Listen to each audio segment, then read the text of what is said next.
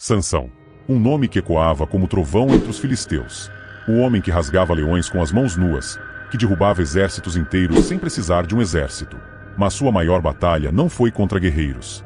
Foi contra si mesmo, contra o desejo, contra a arrogância, contra a ilusão de que era invencível. Ele era o escolhido de Deus, mas estava prestes a cair nas mãos de alguém muito mais perigoso que qualquer soldado filisteu. Dalila. Ela não empunhava espadas, mas tinha uma arma mortal, o jogo da sedução. Sua língua era mais afiada que qualquer lâmina. Seus olhos prometiam um prazer que Sansão não podia resistir. E ele caiu. Não de uma vez.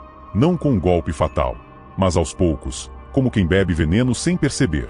Ela o testava, brincava, sorria. E cada vez que ele escapava, voltava mais confiante. Eu sou indderrubável, pensava. Eu sou a força de Israel. Mas ninguém é forte o bastante quando abaixa a guarda para a pessoa errada. Dalila não queria apenas o segredo da força de Sansão. Ela queria vê-lo ajoelhado, quebrado, humilhado. E conseguiu. Quando ele contou o mistério de seus cabelos consagrados, a sentença foi selada. Dormiu nos braços do prazer e acordou no abismo do desespero. Sua força, arrancada. Seus olhos, vazados. Sua glória, transformada em escárnio. Agora, ele girava um moinho como um animal, enquanto seus inimigos riam. O grande Sansão, reduzido a nada. Mas Deus não havia terminado sua história. Seu cabelo crescia, e com ele, a centelha do propósito divino se reacendia. No meio da humilhação, Sansão entendeu que nunca foi sobre músculos ou façanhas. Sempre foi sobre Deus. E quando pediu por uma última chance, o céu respondeu. Ele tocou as colunas do templo filisteu e usou sua força uma última vez. O chão tremeu, as paredes ruíram, e os inimigos de Israel caíram junto com ele. Davi, o rei segundo o coração de Deus. O guerreiro que derrotou gigantes, o salmista que cantava para o Senhor. Ele tinha tudo: um reino próspero, exércitos leais, riquezas incontáveis. Mas, como Sansão, sua maior batalha não seria travada no campo de guerra. Ela começaria no silêncio do palácio, com um olhar proibido, um desejo incontrolável e uma decisão que mudaria tudo. Era primavera, tempo em que os reis saíam para a guerra. Mas Davi ficou. Escolheu o conforto do trono em vez da dureza do campo de batalha. E foi ali, no topo do seu palácio, que ele a viu. Betseba, bela, banhando-se ao luar, sem saber que estava sendo observada. Davi podia ter desviado o olhar. Podia ter resistido. Mas não. Ele mandou chamá-la. Ele a tomou para si. O problema: Betseba não era apenas uma mulher qualquer. Era esposa de Urias, um dos guerreiros mais fiéis de Davi. Um homem que dormia na porta do palácio porque se recusava a aproveitar os prazeres da vida enquanto seus irmãos estavam em guerra. Urias tinha um código de honra. Davi, naquele momento, não. E então veio a notícia que Davi não esperava. Betseba estava grávida. O escândalo era inevitável. Mas Davi não era um homem comum. Ele não fugia de batalhas, mesmo quando eram contra sua própria consciência. Então, arquitetou um plano. Primeiro, tentou fazer Urias voltar para casa e dormir com sua esposa, para que pensasse que o filho era seu. Urias não caiu. A próxima jogada de Davi foi mais sombria. Ordenou que Urias fosse enviado para a linha de frente da guerra e que, no momento certo, os soldados recuassem. E assim foi feito. Urias tombou no campo de batalha, traído não pelos inimigos, mas pelo próprio rei a quem servia. Davi pensou que tinha escapado, que sua glória continuaria intacta. Mas ninguém foge dos olhos de Deus. O profeta Natã veio e lhe contou uma parábola. Um homem rico que tomou a única cordeira de um pobre. Davi, indignado, clamou por justiça. Esse homem merece morrer. E então veio a verdade como um golpe direto ao coração. Esse homem é você. O rei caiu. Seu pecado foi exposto diante de Deus e de toda Israel. Ele se vestiu de cinzas, chorou, jejuou. Mas o preço já estava selado. A criança que nasceu desse adultério morreu.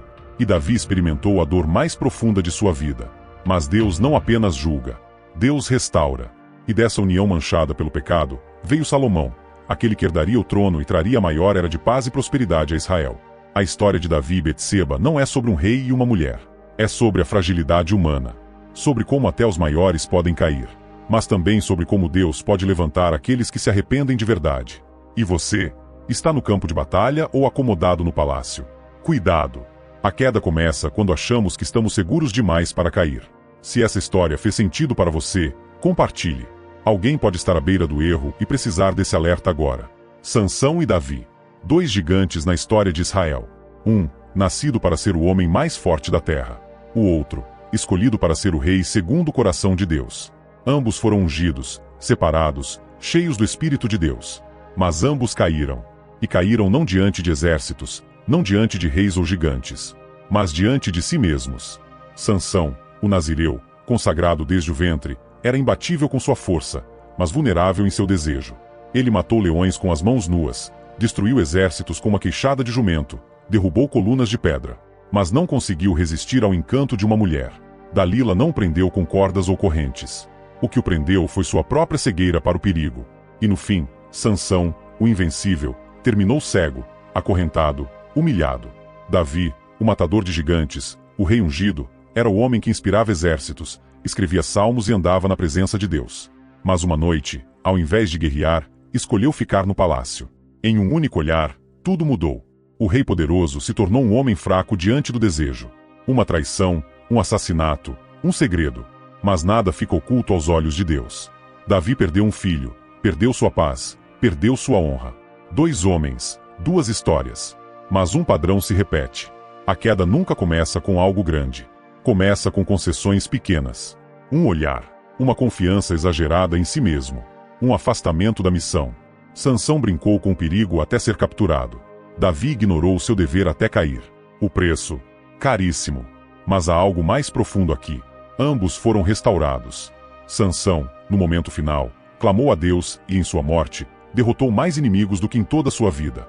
Davi, mesmo após seu maior erro, se arrependeu de verdade e Deus o restaurou, permitindo que de sua linhagem viesse Salomão, mais tarde, o próprio Cristo. A lição? Não importa quão forte você seja, quão abençoado, quão chamado por Deus. Se você ignorar os sinais, brincar com o pecado, esquecer sua missão, a queda virá. Mas a restauração também é possível. Deus não rejeita um coração quebrantado. E agora eu te pergunto, Sansão e Davi caíram porque confiaram demais em si mesmos e se afastaram da presença de Deus. E você? Está vigiando? Ou acha que nada pode te derrubar? Deus abençoe sua vida.